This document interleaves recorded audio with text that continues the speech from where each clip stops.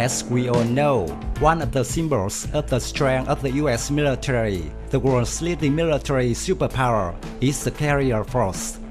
While US aircraft carrier fleets are widely known, Russian aircraft carriers and their fleets are quietly.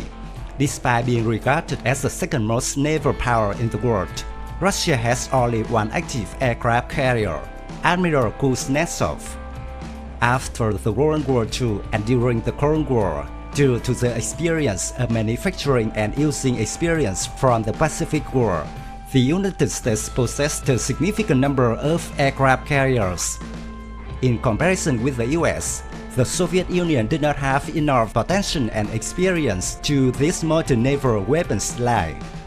Aware of the dangers of carrier fleets, the Russians had to find their own naval strategy, use nuclear submarines with long-range anti-ship cruise missiles to attack, and the other surface warships in the battle are mainly for defense sovereignty, patrol, etc.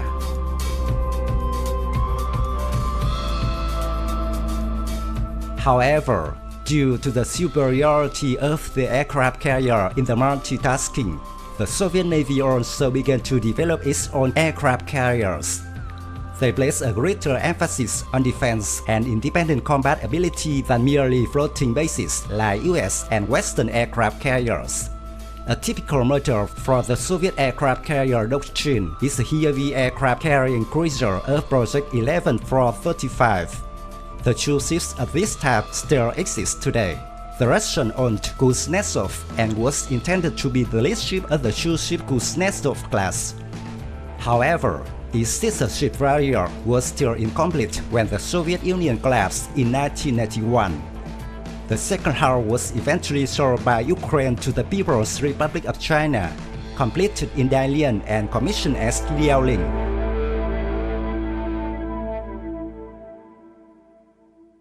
The Kuznetsov aircraft carrier is a fixed-wing aircraft carrier originally designed for the Soviet Navy. The ship was built at the South Nikolayev shipyard on Ukraine's Black Sea coast in 1985, but it was not officially operational until 1995. The hull design is based on the earlier Admiral Kuznetsov, launched in 1982, but it is larger in both length and beam. The full displacement is 58,500 tons as compared to 40,400 tons. The Kuznetsov is the first Soviet carrier to be designed with a full-length flight deck.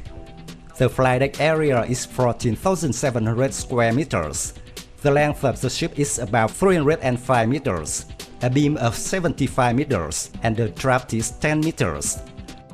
The vessel uses a 12-degree ski jump on the boat to launch high-performance conventional aircraft in a starboard configuration, short takeoff but arrested recovery. There is also an angle deck with arresting wires, which allows aircraft to land without interfering with launching aircraft. Two aircraft elevators on the starboard side forward and aft of the island move aircraft between the hangar deck and the flight deck.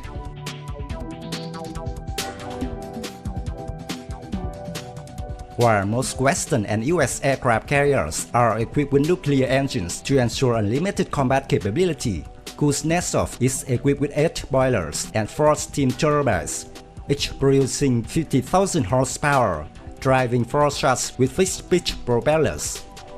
With such equipment, Kuznetsov is capable of reaching a maximum speed of 29 knots, and her range at maximum speed is 3,800 nautical miles.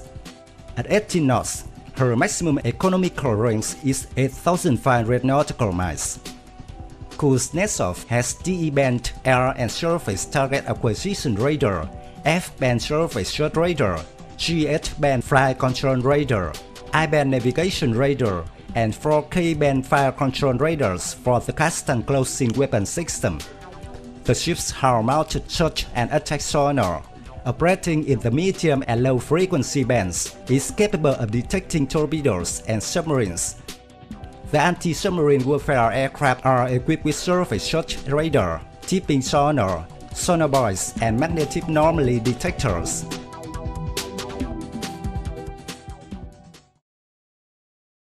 In the original project specifications, the ship should be able to carry up to 33 fixed-wing aircraft and 12 helicopters.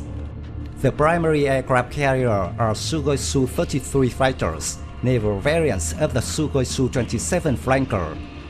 Kamov Ka-27 naval utility helicopters and its subsequent variants make up the helicopter wing, providing anti-submarine, maritime patrol, and naval astromobility capabilities.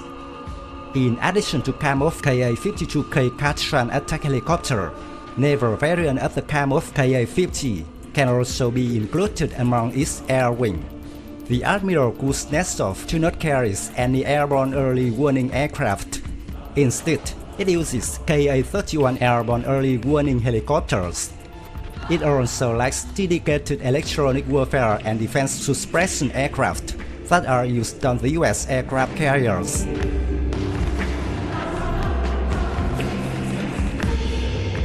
Kuznetsov carrier has a crew of 1,600 sailors. But unlike US carriers, the Kuznetsov was built as a defense carrier. The here resurfaced armament makes Kuznetsov different from other countries' aircraft carriers, which carry only defensive armament and rely on their aircraft for strike power. The Kuznetsov is armed with 12 P-700 Granite anti-ship cruise missiles housed in silos underneath its flight deck, a Kinzhal air defense missile system armed with about 200 anti-air missiles, and one UDAF-1 anti-torpedo multiple launch rocket system, and 8 Kastan air defense systems. For long-range air defense, Kuznetsov carries 24 vertical launchers for Taurus missile system surface-to-air missiles with 192 missiles. For close-range air defense, the ship carries 8 Kastan closing weapon system mounts. Each mount has 2 launchers for 9 and 311 surface-to-air missiles, twin GSA-30 30mm rotary cannons, and a radar director. The ship also carries 6 AK-630 30mm rotary cannons in single mounts. For defense against underwater attack, the ship carries the UDAF-1 anti-submarine warfare rocket launcher.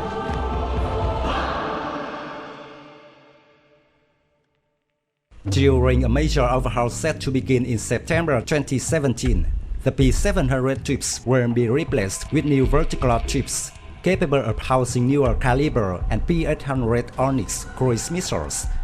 Air defense upgrades will include replacement of the Kastan closing weapon system with the Panzer M and the 3K-95 Tor system with the polymer-rated system.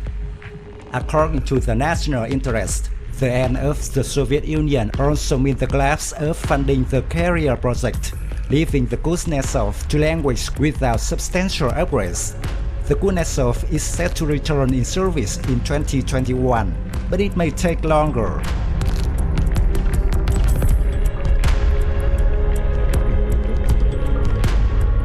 My video of Admiral Kuznetsov ends here. Thank you for watching. If you find this video interesting, please give me your thumbs up. Don't forget to subscribe to support the channel. Goodbye and see you again.